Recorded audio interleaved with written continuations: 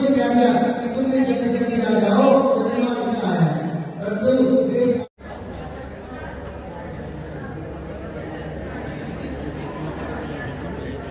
हाँ, ये करवा चौथ का प्रोग्राम है और हर साल अवंतिका जी इसे धूमधाम से मनाती हैं और सब लोगों के साथ मनाती हैं जो उनकी परिवार की हैं या जो उनके आसपास है। मैं तो कहती हूँ ये एक ऐसा त्यौहार है जब सब औरतों को एक साथ जुट के ये प्रथा करनी चाहिए और ये पूजा एक साथ करनी चाहिए। और मैं खुद भारतीय हूँ, हिंदुस्तानी हूँ और हरियाणा से बिलोंग करती हूँ। ये तो हमारे हरियाणा का एक त्यौहार है, तो इस प्रथा को तो चलते रहना चाहिए और हर उस औरत को ये व्रत रखना चाहिए जो इन चीज़ों को मानती है या जो मानती है कि इस व्रत से लंबी आयु होती है। ये दुआएं मांगती हूँ कि सदा सुहाना है। और अशोक जी ने इनवाइट किया है, मैं अवंतिका जी का भी मैं दिल से धन्यवाद करना चाहती हूँ और जितने सिरसा निवासी हैं मैं उनका भी तहे दिल से बहुत शुक्रिया करना चाहती हूँ। उन्होंने मुझे चीफ गेस्ट यहाँ बुलाया है और मैं सभी के लिए शुभकामनाएं चाहती हूँ कि सब लोग हंसी खुशी से इस दुनिया के अंदर अपना जीवन व्यतीत करें, खुशियों से उनका दामन छोटा पड़ जाए। आज दो बड़े महत्वपूर्ण त्यौहार हैं हमारे हरियाणा वासियों के लिए, देशवासियों के लिए। सबसे पहले तो आज करवा चौथ का दिन है।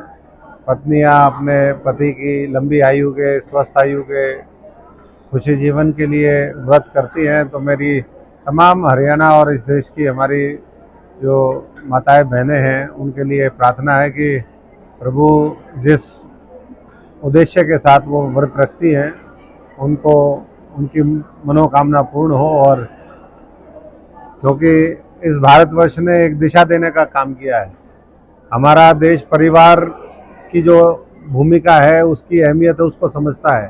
पूरी दुनिया में बहुत कम ऐसे देश हैं जहाँ पर परिवार का इतना महत्व है और उसी संस्कृति और परंपरा को लेकर के आज ये देश और आगे बढ़ रहा है। तो इसी तरीके से पारिवारिक जो गठजोड़ है, जो संबंध है वो मजबूत रहे, यही हम प्रार्थना करते हैं। दूसरा, आज हरियाणा 1966 में हरियाणा आज ही के दिन बना और इस हरियाणा को बनाने में जिनकी भूमिका है हम उनको भी याद कर रहे हैं और उसके बाद इसको आगे बढ़ाने में जिनकी भूमिका है उनके लिए भी हम सब लोगों को उनको भी याद करना चाहिए।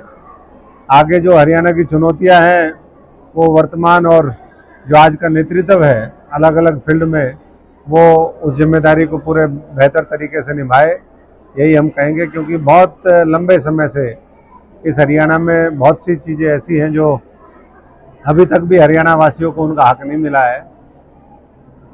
तो हम यही कहेंगे कि आज देश का जो नेतृत्व है, प्रदेश का नेतृत्व है, उन लोगों के बारे में सोचे। और हरियाणा के लोगों को आज बेरोजगारी में हम सबसे आगे चले गए हैं, भ्रष्टाचार है हमारे प्रदेश में, जगह जगह कई बार माहौल आगजनी का हो जाता है, भाईचारा खराब होता है।